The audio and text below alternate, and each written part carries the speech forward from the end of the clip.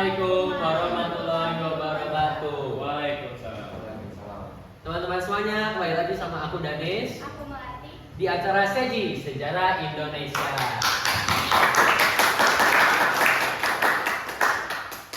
Pasti kalian semua udah pada nungguin kan acara ini? Pasti dong. Iya dong, pasti pada penasaran ada sejarah apa lagi di Indonesia, kan banyak banget. Pada kesempatan kali ini kita bakal ngebahas tentang apa sih? Jadi kesempatan kali ini kita bakal bahas orang-orang Cina berontak dan perang Aceh. Wah, keren banget tuh pastinya.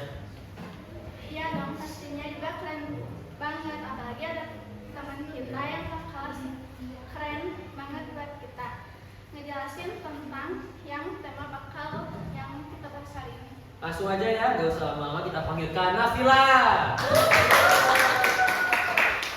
Halo teman-teman semuanya, jadi aku di sini bakal ngejelasin tentang orang-orang Cina berontak.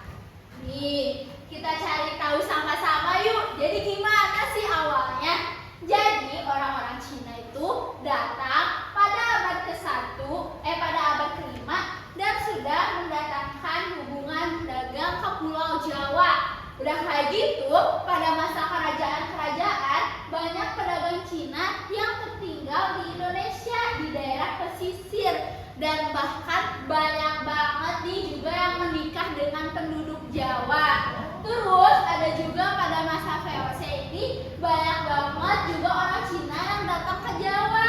Terus juga gak semua orang Cina yang datang ke Jawa ini bukan hanya orang yang kaya lah, ada kayak orang yang miskinnya juga. Terus ada juga semua orang Cina itu kayak punya etnis Tionghoa di Batavia sehingga penganggurannya itu meningkat banget.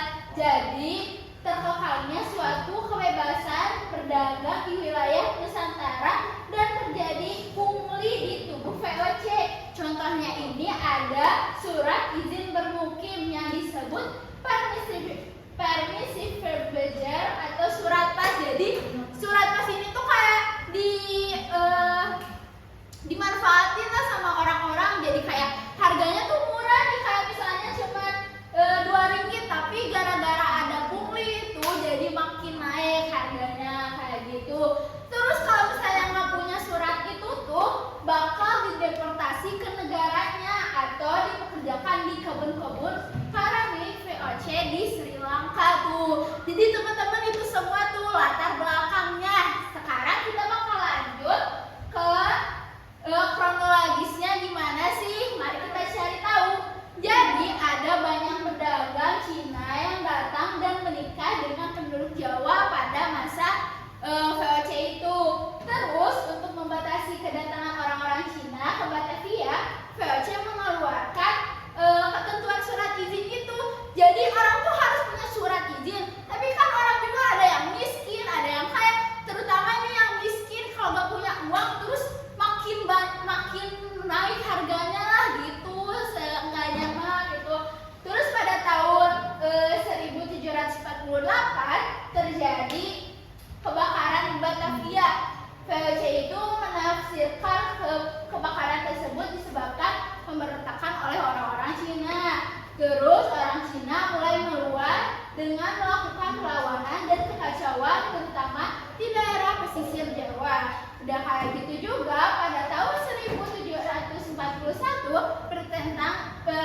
benteng VOC di Kartasura itu diserang sehingga jatuh banyak korban banget. Gitu nih teman-teman kronologis dari kejadian orang-orang Cina berontak. Terus selanjutnya bakal ada nih tokoh-tokoh yang terlibatnya, siapa saja sih yang terlibat dalam orang-orang Cina itu berontak. Ada Oi Panko dan Ni Hokang. Ini adalah tokoh-tokoh yang terlibat dalam pemberontakan Cina gitu teman-teman.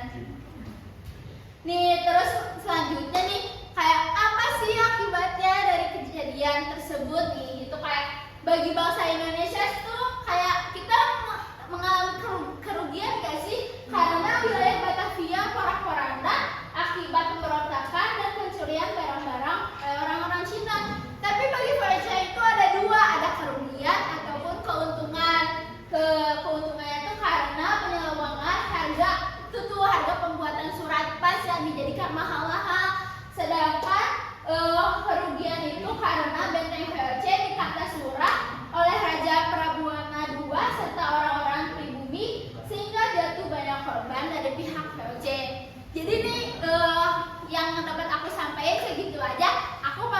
berdiri ya.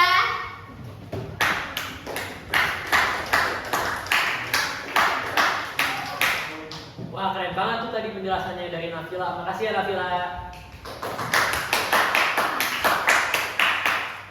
Wah, jadi bisa disimpulkan ya teman-teman. Kesimpulannya, VOC menempatkan orang-orang Cina yang kebanyakan bekerja sebagai petani atau kuli perkebunan gula di luar kawasan tembok kota Batavia. Namun ada beberapa orang Cina kaya yang tinggal di dalam tembok kota Batavia. Seiring berjalannya waktu, kedatangan orang Cina ke Batavia semakin banyak, sehingga dianggap akan menimbulkan bahaya kuning, sebuah istilah tentang banyaknya orang Cina. Akhirnya pemerintah VOC melakukan surat izin tinggal. Dalam praktiknya, syarat untuk memiliki surat izin tinggal menjadi ajang pemerasan oleh pejabat-pejabat VOC, menyebabkan beban dan tekanan bagi masyarakat Cina.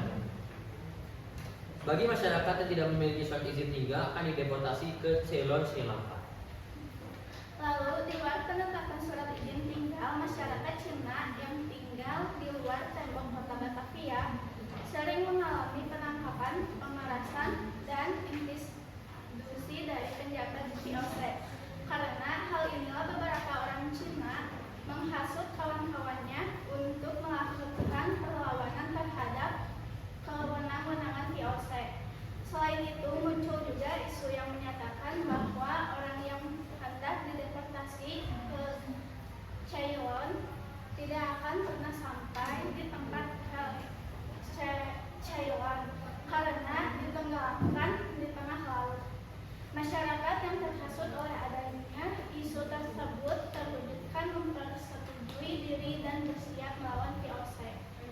Pada awalnya, pemerintahan VOC tidak menyadari mengenai hal tersebut karena tidak adanya aparatur pemerintahan VOC yang berada di perkampungan luar tembok kota Batavia. Serangan dari orang Cina ternyata tidak sampai memasuki kota Batavia karena persenjataan yang digunakan masyarakat Cina bukan merupakan senjata yang baik. Selain itu juga karena pemerintahan VOC bertindak cepat untuk mengatasi pemberontakan tersebut. Pemberontakan ini terjadi pada tahun 1740. Diperkirakan ada 10.000 masyarakat Cina menjadi korban. Dengan adanya pemberontakan masyarakat Cina ini menyebabkan ketidaksukaan pemerintahan VOC saat itu semakin meningkat. Nah, selanjutnya ada teman kita yang gak kalah menarik bakal ngejelasin tentang peran Aceh. Siapa tuh? Langsung kita panggil saja Rehan yang bakal bahas tentang peran Aceh. Halo teman-teman semuanya, marilah kita pelajari tentang bersama-sama apa itu peran Aceh. Latar belakangnya yaitu dibukanya tulisan Suez yang membuat Aceh semakin strategis dalam perdagangan internasional pada waktu itu. Hal tersebut membuat Belanda juga menguasai Aceh. Pada tanggal 2 November 1811, antara Inggris dan Belanda mengadakan perjanjian yang diberi nama Traktat Sumatera yang berisi tentang perjanjian yang berisi tentang kebebasan bagi Belanda untuk memperluas daerah kekuasaan di Sumatera termasuk Aceh, maka Inggris berdagang di Irak. Pembajakan terhadap sebuah kapal yang di Aceh yang dijadikan atasan Belanda untuk melancarkan agresi. Satu persatu wilayah yang dikuasai oleh Aceh di Sumatera Utara jatuh ke Belanda. Sikap Aceh yang tidak bersedia menjelaskan hubungan antara Aceh dengan konsul Italia dan Amerika Serikat di Singapura kepada pihak Belanda.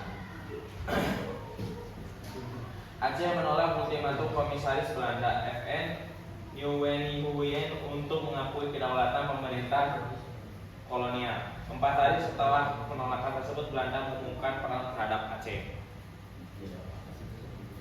Kronologinya, perang Aceh Belanda atau disingkat perang Aceh adalah perang Kesultanan Aceh melawan Belanda yang dimulai pada 1813 pada 1984. Pada 5 April 1873, Belanda mendarat di pantai Ceremen di bawah pimpinan Johann Herman Rudolf Kohler dan langsung bisa menguasai Mesir Raya Baitul Rahman.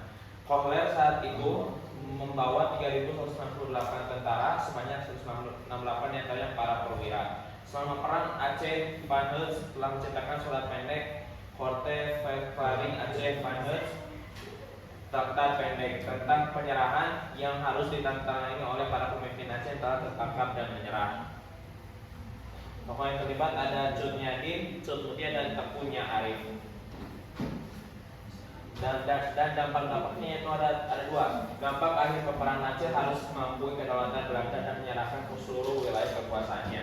Perang Aceh yang terjadi cukup lama membuat pemerintahan Belanda dilanda krisis moneter. Terima kasih dari saya.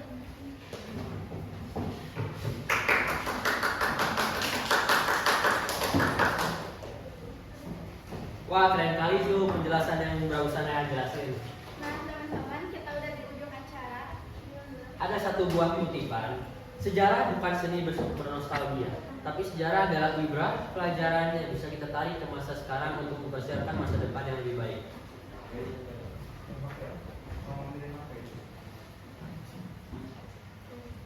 Cukup